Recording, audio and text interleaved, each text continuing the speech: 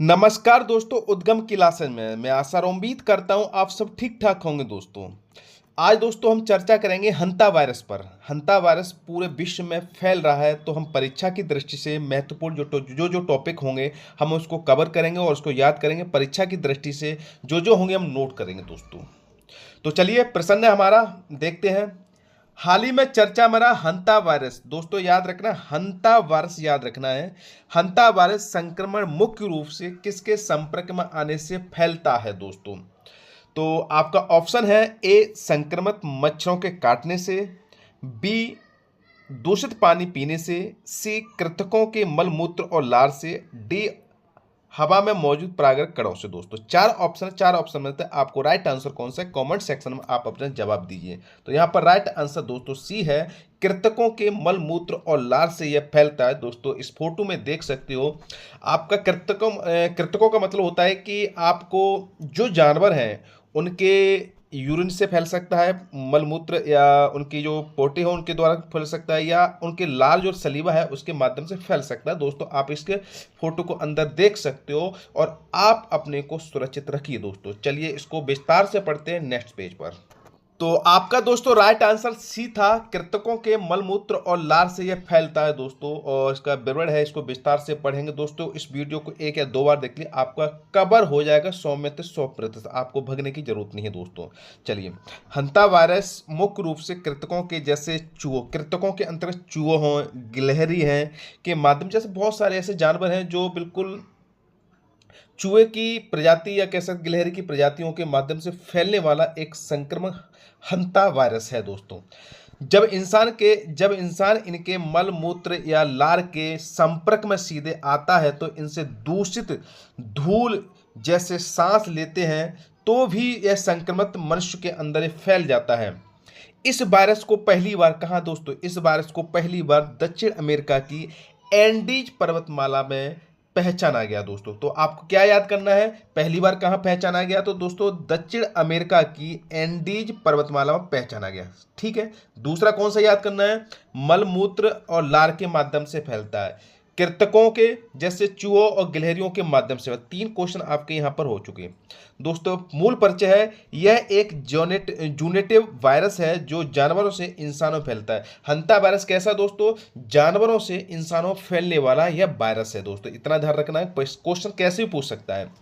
इसका जो परिवार है हंता वायरस का, वो है आपका बुनिया बिर्डो। ये परिवार का वायरस है दोस्तों। कौन सा परिवार का वायरस है दोस्तों, बुनिया बिर्डो परिवार का ये वायरस है। इससे प्रमुख बीमारियां कौन सी फैलती हैं दोस्तों, यह फेफड़ों को प्रभावित करता है दोस्तों, ये भी पूछ सकता है। ये ज्यादातर प्रश्न पूछने वाला ही टॉपिक है दोस्तों। फेफड़ों को प्रभावित करता है जो ज्यादातर अमेरिका में पाया जाता है दोस्तों। यह गुर्दों को भी प्रभावित करता है, ज्यादातर यूरोप और एशिया में पाया जाता है दोस्तों। इतना याद हो गया। चलिए नेक्स्ट, इतिहास और भौगोलिक स्थिति के बारे में दोस्तों, चलो इसके बारे में पढ़ते हैं।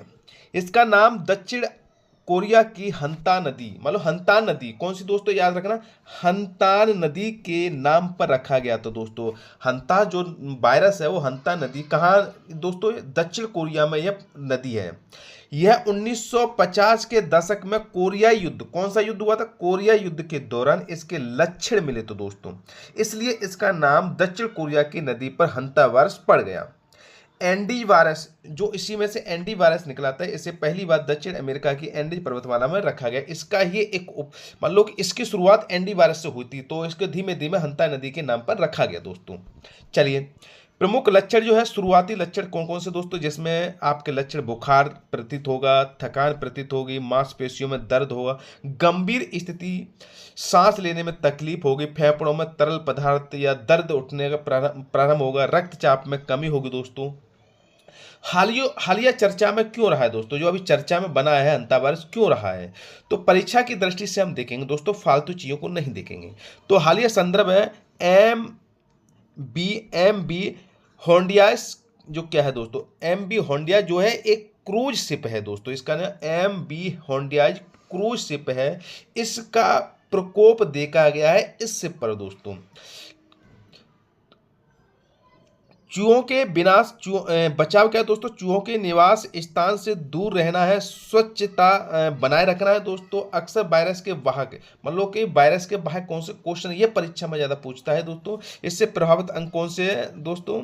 हंता वायरस के मामले में चूहे और फेफड़ों गुर्दों। दोस्तों यहाँ कुछ नहीं पूछेगा, आपका ये पूछ सकता है प्रश्न कि हंता वायरस जो है वो कौन कौन से अंग प्रभावित करने के जुड़ा है दोस्तों। यहाँ फेफड़े गुर्दों को सबसे ज़्यादा प्रभावित करता है। बस इतना ही पूछेगा, ज़्यादा नहीं पूछेगा।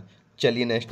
तो दोस्तों यहाँ पर आपका ये प्रश्न दिया गया है हंता वायरस के संदर्भ में, और आपको इसमें क्वेश्चन का आंसर देना है कमेंट सेक्शन में। दोस्तों पढ़ते हैं हम और सुनिए आप, और उसका कमेंट सेक्शन में जवाब दिए।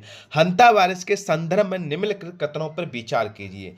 ए ऑप्शन है ए जूनेटिव वायरस है जो मुख्य रूप से कृंतकों के माध्यम से फैलता है। बी ऑप्शन है यह वायरस मनुष्यों के श्वसन तंत्र और गुर्दे दोनों को प्रभावित कर सकता है। सी ऑप्शन है आपका हंता वायरस का एंटी स्टेनर केवल एक व्यक्ति से दूसरे व्यक्ति में प्रसारित होने के लिए जाना जाता है।